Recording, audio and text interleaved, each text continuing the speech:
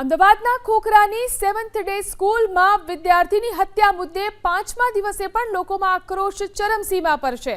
આજે વેપારીઓએ બંધનું એલાન આપ્યું છે। સિંધી સમાજ તરફથી સતત 2 દિવસથી રેલીઓ યોજવામાં આવી રહી છે। 2 દિવસ પૂર્વે મણિનગર 4 રસ્તાથી ન્યાય રેલી યોજાઈ હતી, તો શુક્રવારે કેન્ડલ માર્ચ કાઢવામાં આવી હતી અને રોષ વ્યક્ત કરાયો હતો। હવે વેપારી મંડળો પણ વિદ્યાર્થી અને વાલીના સમર્થનમાં આવ્યા છે। આજે શહેરના કાલુપુર, રાયપુર, સરસપુર, સારંગપુર અને રિલીફ રોડ સહિતના વિવિધ વિસ્તારના વેપારીઓની સહમતિ સાથે અમદાવાદ વેપારી મહાસંગઠન તરફથી બંધનું એલાન અપાયું છે।